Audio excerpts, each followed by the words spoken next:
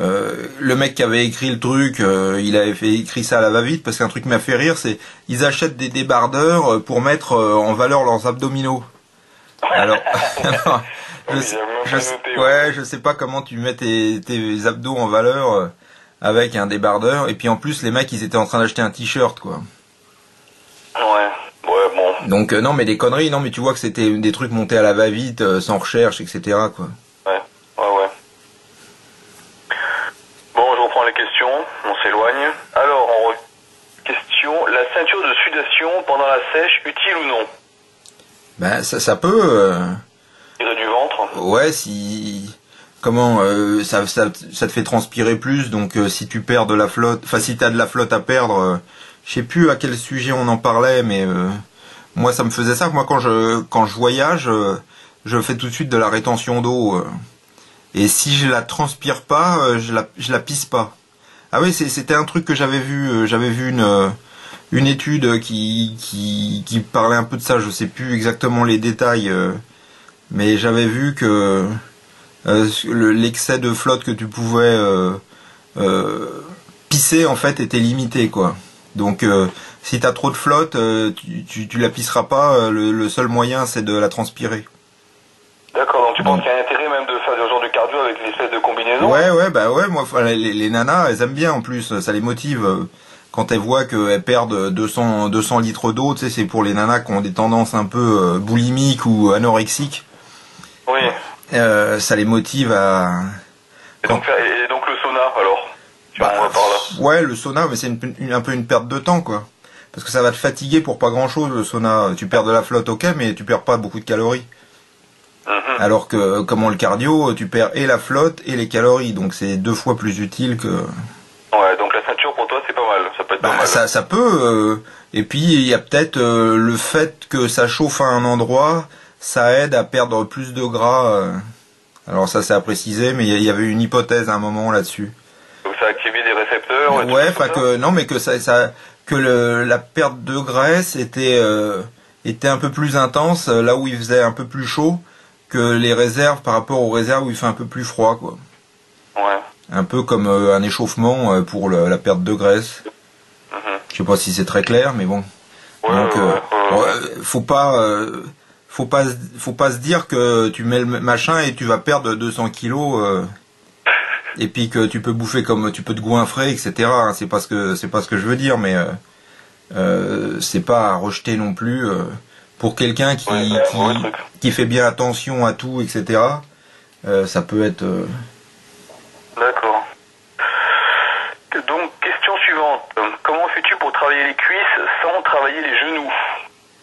Mais je travaille pas, c'est fessier ischio. Tu peux travailler le droit de la cuisse sans trop tirer. Du relevé de jambe. Ouais, tu fais du relevé de jambe, ça travaille le droit de la cuisse sans trop mobiliser le genou. Et puis tu fais le mouvement inverse, ça travaille fessier et ischio sans mobiliser le genou. La question qui suit, c'est est-il possible d'avoir de bons ischios avec le GRH? Bah ouais, mais enfin ça me paraît... Ouais, c'est précis comme question. Hein? Ouais, non mais ça me paraît... mieux vaut les travailler un peu dans tous les sens, les ischios. Plutôt que dans un seul. Ouais. Et puis il faut retrouver un GRH. Ouais, déjà. Mais ça me paraît difficile, quoi.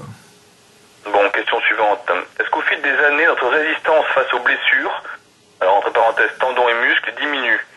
Si oui, comment as-tu su faire évoluer ton entraînement sans te blesser?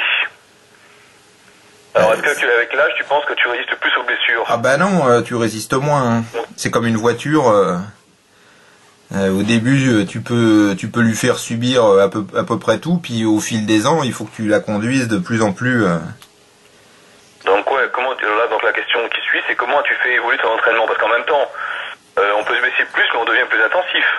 Ouais, mais enfin, on a plus de chances de se blesser quand on charge, quoi. Ouais. Donc au bout d'un moment, bah t'arrêtes de faire le con et tricher comme un malade, tout ça pour pousser un peu plus lourd, quoi. Donc toi, t'as été plus strict, hein? Bah ouais, enfin plus strict, oui, mais trouver aussi d'autres combines pour... Meilleur réchauffement aussi, non, j'imagine. Ouais, bah tu fais plus gaffe à ton échauffement, tu fais plus gaffe à ta récupération entre les entraînements, tu fais plus gaffe à plus faire toujours les mêmes mouvements, parce que c'est ça qui blesse aussi. Si tu fais toujours les mêmes mouvements, t'as plus de chances de développer des pathologies que quand tu fais une rotation de mouvement. Mhm. Et puis maintenant là on a un truc qui marche bien, c'est le peptane. Tous les mecs avec qui j'en ai parlé et qu'on ont pris, ou même sur le forum, ils en sont vachement contents. Oh. J'ai pas vu de mecs qui étaient déçus de. T'as essayé? Ah ouais, bah ça fait un moment que. Et alors? T'as eu vraiment eu un bénéfice? Ouais, enfin moi, ce qui m'a le plus bénéficié, c'était le NAG, N-acétylglucosamine. Ouais. Parce que avant, je faisais les cuisses, donc en bossant les genoux une fois tous les 8 jours. Et Ouais. avec ça, je peux les faire tous les 4 jours sans trop de problème, quoi. D'accord. Et pourtant, je prenais de la glucosamine classique avant. Mhm. Donc là, c'est quand même nettement plus puissant comme. Mais tous les mecs qui ont pris juste, parce que comme c'est assez cher, les mecs qui ont pris du peptane, qui ont des tendinites et tout, des trucs qui traînaient, ça a vachement amélioré les choses. Ce qui montre qu'une partie des blessures qu'on a en muscu, elles sont pas dues à la muscu elle-même, mais plutôt des carences nutritionnelles. Ouais. Le fait qu'on mange plus de collagène, tu vois, du genre les mecs ils rongeaient les os des poulets ou des trucs comme ça, quoi. Donc là t'avais du collagène. Maintenant, comme il y en a quasiment plus dans la viande, ils en rajoutent un peu, mais sûrement pas assez. En fait, j'ai l'impression que même si on nous dit pas que c'est essentiel, des acides aminés essentiels et compagnie, il doit y avoir des trucs qu'on sait pas encore, parce que sinon ça marcherait pas aussi bien. Et en plus, c'est un supplément plutôt. Enfin, il y a que Nutrimus qui fait ça, non? Non, bah je pense pas. Je pense que le peptane, non, mais enfin c'est le plus facile pour trouver, mais je pense qu'il y en a d'autres qui. Enfin, si, il y en a d'autres qui font du collagène. Si, maintenant. Mais après, il faut qu'il y ait une certaine dose aussi. Hein. Ouais. Et puis après, il faut aussi voir le prix, etc. Donc. Ouais. Mais enfin, si, non, c'est pas, parce que c'est pas Nutrimuscle qui fabrique, hein, donc ils font comme les autres, ils achètent au Non, mais producteur. j'avais jamais entendu parler de ça, en fait. J'avais jamais vu ça nulle part. Ouais, non, mais parce qu'il y en a beaucoup, ils doivent pas reprendre la marque déposée Peptane, ils mettent juste, c'est du collagène de. D'accord. Mais il y en a d'autres qui en font en gélule, etc. Mais le problème de la gélule, c'est que c'est pas très bien dosé, quoi. Ouais, puis ça te revient à un bras, quoi. Bah ouais, ça va te coûter vachement cher pour ce que c'est. Ouais. Mais enfin, non, t'en trouves, quoi. Bon, pour continuer sur tes cuisses, la question d'après, enfin sur les cuisses en général, quelle est ta routine pour l'échauffement des cuisses avant de faire de la presse? Bah, je l'avais mis dans la méthode de Lavier 2, hein. Faut d'abord t'échauffes d'abord les mollets, puis après tu remontes, quoi. Ischio, fessier. Donc tu vois, tu peux faire un peu de mollet, tu fais un peu de lombaire sur le banc à lombaire, et puis après tu passes aux genoux.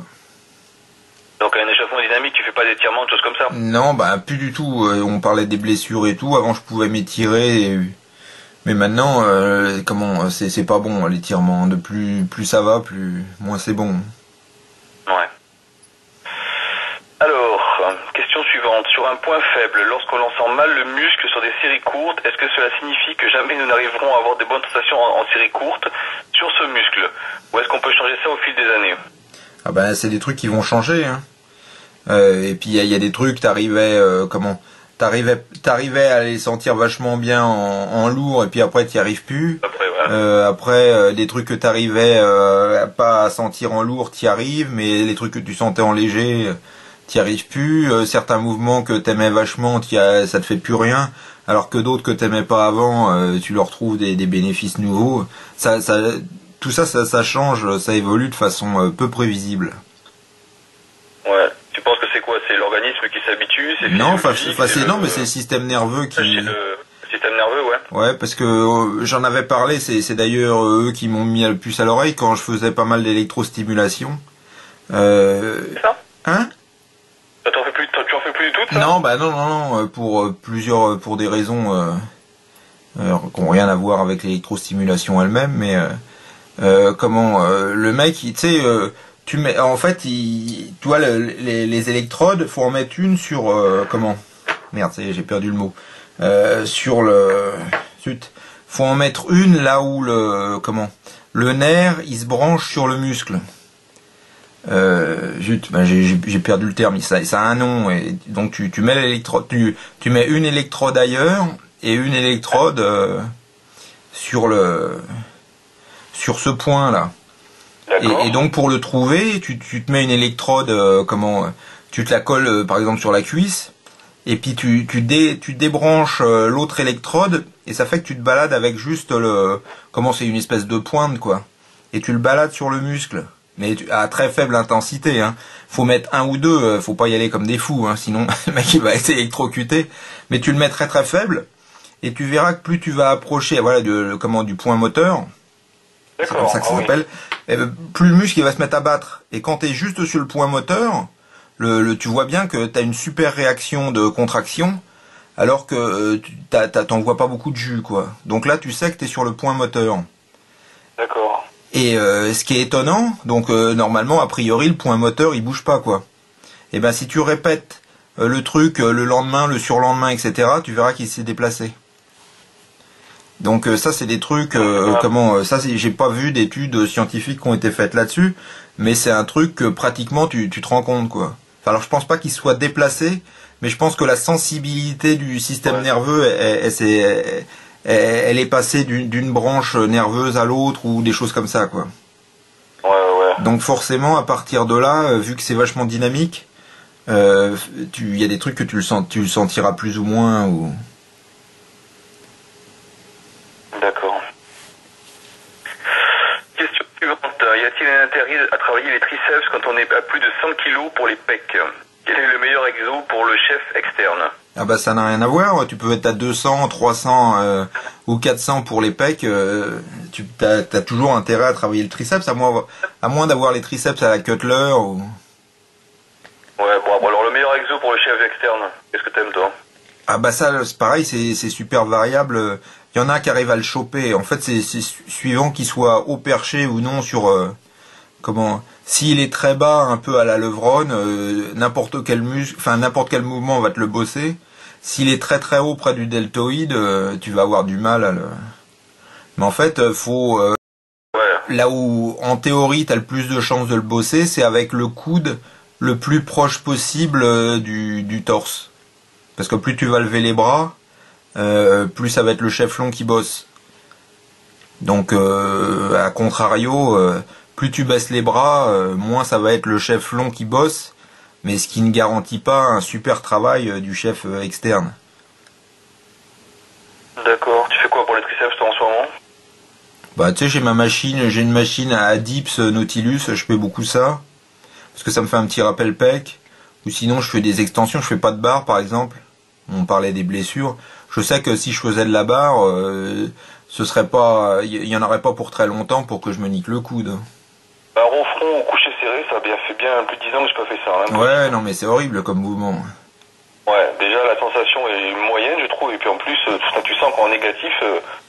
Ouais, ça arrache. Hein. Bah c'est pas pour rien, il y a de plus en plus de mecs qui s'arrachent le triceps. Hein. Yates, Coleman, pour citer que. Puis si on réfléchissait, on en aurait une dizaine d'autres à s'arracher le triceps avec des conneries.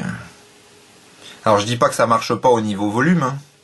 Le problème c'est que faut à terme, parce que c'est pas le tout d'avoir 52 bras pendant un an ou deux. Si après, si c'est le gars qui faisait la thérapie là, c'est Fouadabia. Qui faisait des trucs pour... ça fait un peu mal. Hein. Les injections de plaquettes. Ouais, les injections de plaquettes dans le triceps pour essayer de récupérer. Bah, Kevin English aussi, t'as vu, on en parlait. T'as vu comment le mec il lui fout les bandes au coude. En général, si on te met des bandes aussi longues et aussi serrées, c'est pas bon signe pour tes coudes. Pour revenir sur ces injections de plaquettes de plasma, là, c'est intéressant ça? Ah bah j'en sais rien, ça me viendrait pas à l'esprit d'en faire. Enfin heureusement que j'en ai pas besoin, mais ouais, il y a des études qui montrent que ça marche. Enfin ça marche dans une certaine mesure. Ouais,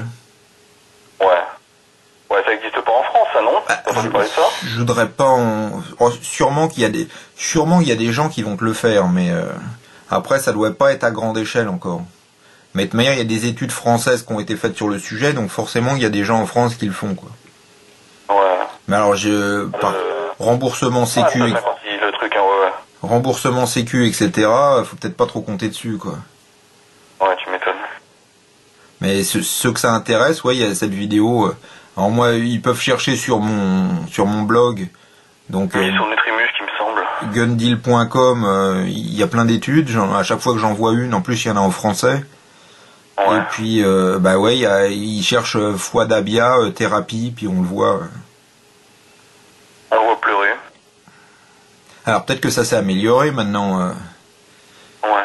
Parce que ça va, en général, ça va vite, ces trucs-là. S'il y a un truc qui marche un peu, ils arrivent à faire... changer les techniques, que ce soit plus... Ouais, pour que ce soit plus efficace et moins douloureux. Parce que sinon, ils auront personne. Tu m'étonnes. Alors, dans la méthode de la V2, tu expliques que l'explosif permet d'envoyer plus de Hertz. Tu dis aussi, seuls 80 Hertz sont suffisants pour recruter toutes les fibres d'un muscle. Tu dis aussi, l'entraînement lent ne fait qu'accentuer le déficit de force. Alors, ma question est, quand on n'est pas à Branch-Warren, comment fait-on pour augmenter le nombre de Hertz sans se blesser? La potentiation a l'air d'être un bon compromis, mais plutôt difficile à mettre en œuvre. Ah bah le problème c'est que plus tu veux de Hertz, plus tu vas t'approcher de la résistance maximum des tendons, donc forcément que tu pourras que te blesser. Alors pour savoir ce que c'est de recevoir un maximum de Hertz, le truc qui t'envoie le plus de Hertz possible et imaginable, c'est une crampe. Donc pour ceux qui ont déjà eu... Tu sais ce que ça représente d'ailleurs en Hertz? Je crois que c'est à peu près 150 Hertz. Enfin, après, c'est des chiffres, faut pas les prendre au pied de la lettre. Mais c'est en gros, c'est 150 Hertz. Et je crois que quand tu fais un maxi, tu peux balancer à peu près 120 Hertz. Donc ça veut dire que le déficit de force, au moins en théorie, il est de 30 Hertz. Donc ce qui est énorme en fait. Ah, c'est clair, c'est énorme, hein. Ouais, ce qui est énorme.